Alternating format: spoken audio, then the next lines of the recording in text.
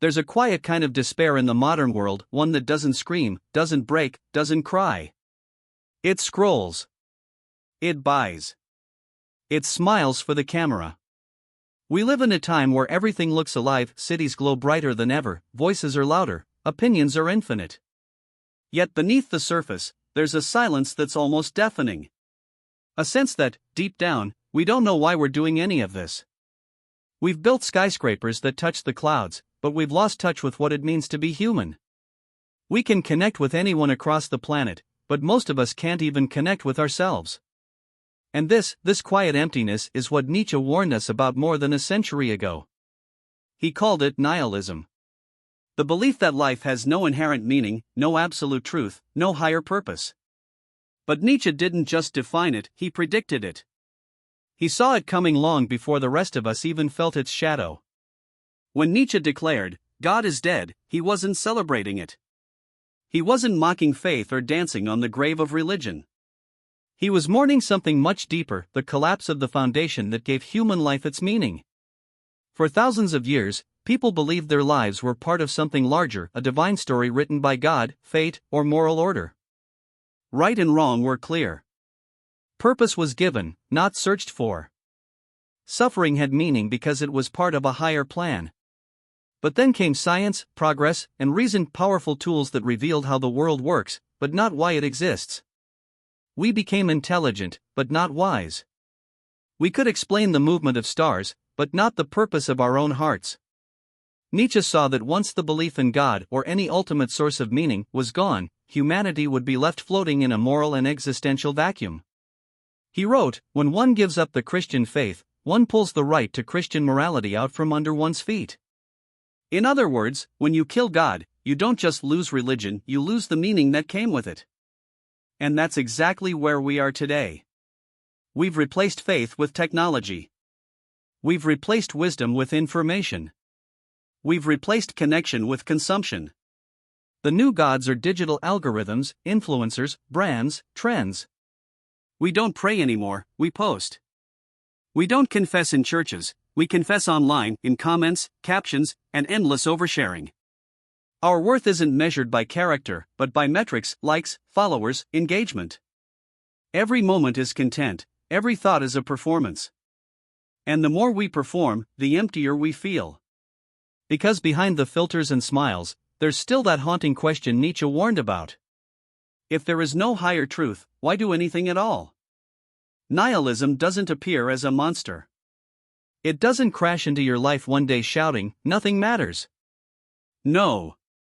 It creeps in quietly, in boredom, in fatigue, in that strange numbness that follows success. It's in the person who gets everything they wanted, the job, the house, the recognition, and yet wakes up wondering, is this it?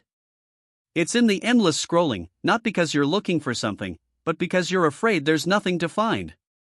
It's in the silence between two people who love each other but have forgotten why. We've become a generation that feels everything and believes nothing. Nietzsche feared exactly this, not the death of belief, but what comes after it. He knew that when we strip away meaning, when we say nothing is true, we don't become free, we become lost. He described the nihilist as a person who stares into the abyss and sees nothing staring back. And yet, he didn't see nihilism as the end. He saw it as a beginning. He believed that humanity would have to go through nihilism, to face it, to endure it, before it could rise again and create new values. Because when the old gods die, it becomes our responsibility to create meaning ourselves. Not to find it, to make it. He called this the Übermensch, the Overman. Not a superhero, but a new kind of human, one who creates his own purpose in a meaningless world. Someone who says, yes, there is no ultimate truth. Yes, the universe is indifferent. But I will live as if my life matters. I will give meaning to my suffering. I will turn chaos into creation. But how do we do that in today's world, a world drowning in distraction? It starts by facing the emptiness, not running from it. We fill every silence with noise because we're terrified of what we might hear in the quiet. We chase pleasure to avoid pain, success to avoid failure, distraction to avoid reflection. But maybe meaning begins where comfort ends. Maybe the reason so many of us feel lost is because we've mistaken comfort for purpose. We want peace, but peace without struggle becomes emptiness. We want happiness, but happiness without meaning becomes numbness. Nietzsche said, "He who has a why to live can bear almost any how." The problem is, we've lost our why. We know how to live, how to make money, how to get attention, how to be seen. But we don't know why we're alive in the first place. Every advertisement tells you that you're not enough, not until you buy this, wear that, achieve this. Social media turns life into a competition of illusions. Even morality has become performance. We pretend to care about causes because it makes us look good, not because we truly understand them. And all of this noise hides one simple, terrifying truth. We are a generation starving for meaning. We work not because we love what we do, but because we're afraid to be left behind. We love not because we know how to connect, but because we fear being alone. We exist, but we don't live. That's nihilism, not the denial of life, but the slow forgetting of what it means to live meaningfully. But Nietzsche didn't want us to stop there. He wanted us to rebuild. He believed that from this destruction, from the ashes of belief, a stronger spirit could emerge. A spirit that doesn't need an external God to tell it what's right or wrong. A spirit that creates its own values through art, courage, struggle, and self-overcoming. He once wrote, "Become who you are." It sounds simple, but it's one of the most difficult things a human being can do.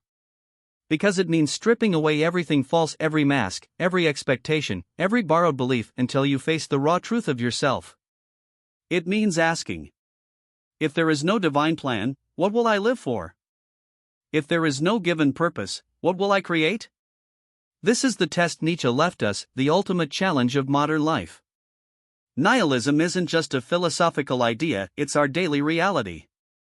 It's in the emptiness of endless consumption, in the illusion of digital success, in the loneliness of crowds. But it's also an opportunity. A moment in history where we can either collapse into meaninglessness or rise to create new meaning. Because meaning isn't something you find. It's something you build day by day, choice by choice. You give meaning to your pain when you decide to grow from it.